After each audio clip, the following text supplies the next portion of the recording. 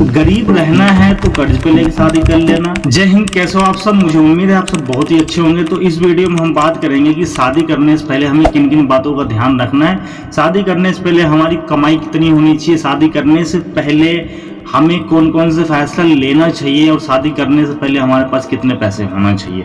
क्योंकि मुद्दा आज शादी का इसीलिए है क्योंकि जिसकी सैलरी 15-20 हज़ार 30 हज़ार रुपये है, 99% वो शादी करके फंस जाते हैं, फिर बाद में रोते रहते हैं, घर से भी परेशान रहते हैं, नौकरी से भी परेशान रहते हैं और पैसे से भी परेशान रहते हैं। आज हम इस वीडियो में इसी टॉपिक पे बात करने वाले हैं। तो आप बिना किसी देरी करते वीडियो को शुरू। तो पहला हमारा सवाल ये है कि भाई शादी करने से पहले कम से कम आपकी इतनी कमाई होनी चाहिए, इतनी कमाई कि शादी के बाद आप अफोर्ड कर पाओ। अगर आपका जो लाइफ पार्टनर बनने वाला है वो कोई जॉब वॉब नहीं करता है या फिर उसको नहीं करना है, तो आपके पास इतना बैकअप प्लान होना चाहिए ताकि आप शादी भी ढंग से कर सको बगैर कर्ज पे पैसे लिए। और आपकी कमाई इतनी होनी चाहिए कम से कम कि आने वाले टाइम में आपको दिक्कत ना हो। फॉर एग्जाम्पल अगर मैं आपको समझाऊं, मानो कि आज आपकी सैलरी 20 हज़ार रुपये है, तो अभी तक तो आप 20 हज़ार में अकेले थे, आपके पास मम्मी पापा होंगे, बहनें होंगी, ये सारी होंगी, लेकिन एक फैमिली मेंबर बढ़ रहा है और वो फैमिली मेंबर सिर्फ जरूरत के ही सामान नहीं आएंगे, उनके कुछ पर्सनल शौक भी होंगे, तो शौक में भी तो पैसे खर्च होंगे ना। एक होती है रोजमर्रा की जिंदगी में जो हम खाना पीना हैंड टेल ये सब होता है, और ये एक होती है पर्सनल खर्च, पर्सनल, हम घूमने जा रहे हैं, कुछ नए कपड़े चाहिए या भी और भी सामान चाहिए। तो ये सोच के करना कि अगर मेरी सैलरी आज 20 हज़ार रुपये है, मैं पिछले कई साल से 20 हज़ार में सब कुछ मैनेज कर रहा हूँ, तो एक शख्स बढ़ रहा है मेरी जिंदगी में, क्या मैं उसको अफोर्ड कर पाऊंगा? क्योंकि 99% घर में क्लेश इस वजह से भी होता है शादी के। तो पहले तो आपको ये देखना है कि शादी से पहले आप उसको अफोर्ड कर पाओगे, ठीक है। और मैंने दूसरे टॉपिक पे ये रखा है कि कर्ज पे लेके कभी शादी मत करना, भले शादी 5 साल बाद हो जाए साले को, कर्ज पे लेके कभी मत करना, ठीक है।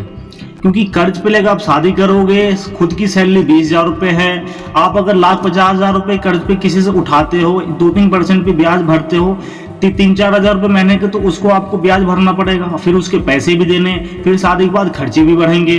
और ऐसे नहीं है कि शादी के बाद खर्चे कम हो जाते हैं, शादी के बाद खर्चे रेगुलर आपके बढ़ते ही रहते हैं। तो आपको ये ध्यान रखना है कभी भी लोन पे लेके, कर्ज पे लेके तो शादी बिल्कुल भी नहीं करना है। भले 5 साल बाद हो, कोई बात नहीं, कर लेंगे, 5 साल बाद एडजस्ट कर लेंगे, कोई दिक्कत नहीं है, ठीक है।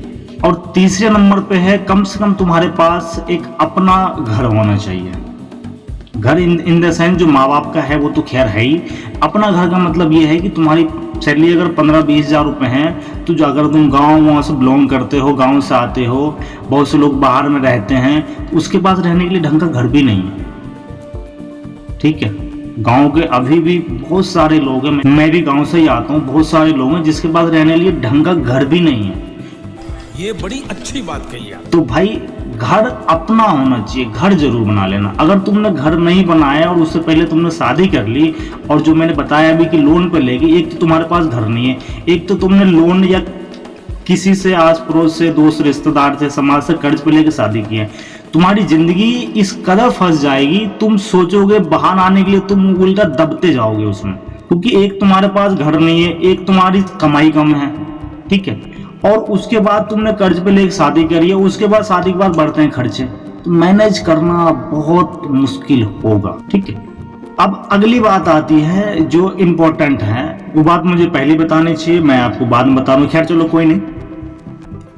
बात यह है कि आप हमेशा एक कमाई पे डिपेंड मत रहे। अगर आज कहीं आप नौकरी कर रहे हो या फिर कोई बिजनेस कर रहे हो, तो कोशिश करना कि अपनी कमाई बढ़ाने के बारे में हमेशा, अगर आप एक बिजनेस कर रहे हो तो साइड में कुछ और ज्वाइन कर लो, ठीक है। अगर आप कहीं नौकरी कर रहे हो तो पार्ट टाइम कुछ और कर लो, क्योंकि शादी के बाद खर्चे बढ़ते हैं, भले लोग माने ना माने, जोश में आके कर लेता है बगैर फैसला किए, बगैर नोट पेट बनाए कि भैया शादी के बाद खर्चे कितने बढ़ेंगे, क्या क्या होने वाला है, ठीक।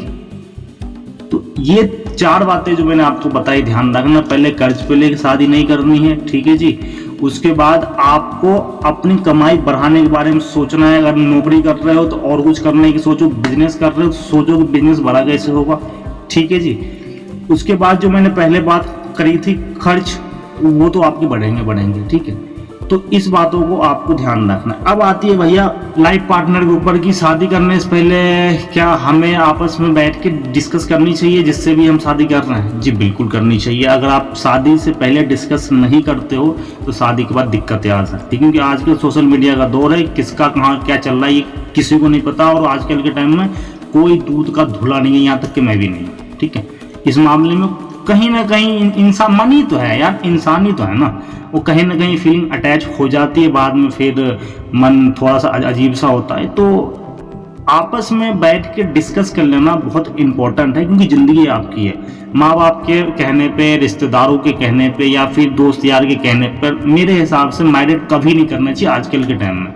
आज से 10 साल 20 साल 25 साल पहले जो शादियाँ होती थी वो समाज के हिसाब से बिल्कुल ठीक था, लेकिन आजकल इतनी माहौल चेंज हो गई है कि आप सोच के भी नहीं समझ पाओगे कि मिनटों में कुछ ना कुछ बदल रहा है। हर मिनट समाज में, सोसाइटी में, दिन दुनिया में धीरे धीरे बहुत कुछ चेंज हो चुका है। तो शादी से पहले आपस में बैठ के आराम से ठंडे दिमाग से डिस्कस करना है कि आपको शादी क्यों करनी है, शादी क्यों करनी है। पहला सवाल खुद से पूछना है कि शादी मैं जो कर रहा हूँ वो किसके लिए कर रहा हूँ, खुद के लिए कर रहा हूँ या फिर किसी की सपोर्ट कर रहा हूँ, या मुझे घर में किसी इंसान की ज़रूरत है, या फिर मुझे अच्छा लाइफ पार्टनर चाहिए, या फिर मुझे बिजनेस में हेल्प चाहिए, या फिर मुझे एक ऐसा शख्स चाहिए जो मैं ज़िंदगी भर साथ में रह सकूँ। मैं 2-3 बातें आपको और बता रहा हूँ कि इस टॉपिक को लेकर, इस माइंडसेट को लेकर और इस दिमाग से कभी भी शादी नहीं करनी है आपको। वो बहुत खूबसूरत है, देखने में बहुत अच्छी है, मैं देखने में बहुत अच्छा हूँ, इस टॉपिक को लेकर कभी शादी नहीं करनी है। शादी करनी है बिल्कुल फैक्ट्स के बाद पर, माइंड को लॉजिक की तरह सोच के कि हमें एक अच्छा इंसान चाहिए जो सुख दुख में, सही गलत में हमारा साथ दे सके। वरना शादी के बाद जो बवाल आजकल मच रहा है ना, देखने में तो ऊपर ऊपर से बहुत अच्छा लगता है, लेकिन बंद कमरे में जो दोनों आपस में फाइटें चलती है, गालियां गलौज जो होती है भैया, वो सुनने लायक भी नहीं है, देखने लायक भी नहीं है। इससे अच्छा तो कि अकेले रह लो।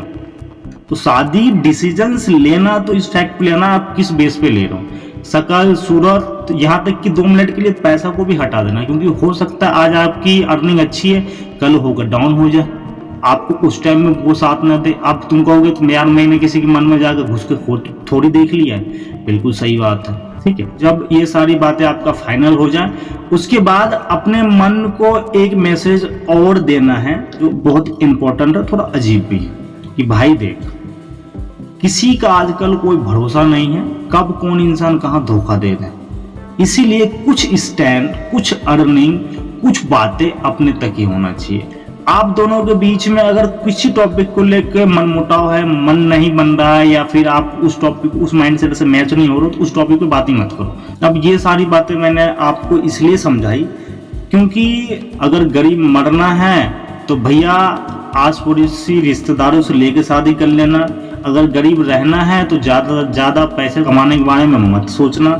अगर गरीब रहना है तो एक ही सैलरी या फिर एक ही बिजनेस, जो बिजनेस ज़्यादा अर्निंग भी नहीं है उसी में अटके रहना, आगे मत बढ़ना, क्योंकि दुनिया बहुत तेज़ी से आगे बढ़ रही है। और ध्यान रखना, आप एक लड़के हो या फिर लड़की हो, अगर आप खुद की मदद नहीं कर रहे हो, आप खुद में आगे बढ़ने की कोशिश नहीं कर रहे हो, तो आपकी मदद करने कोई नहीं आएगा। मेरे से आप लिख के ले लो, कोई नहीं आएगा। आप खुद अपनी ज़िंदगी का स्टैंड उठाना पड़ेगा। लोग सपोर्ट करते हैं लेकिन बाद में गालियाँ भी बकते हैं, रिश्तेदार दोस्त यार सपोर्ट करते हैं लेकिन बाद में गालियां भी बकते हैं। और ये उम्मीद तो रखना ही नहीं है कि कोई भी इंसान आपको हमेशा साथ देगा।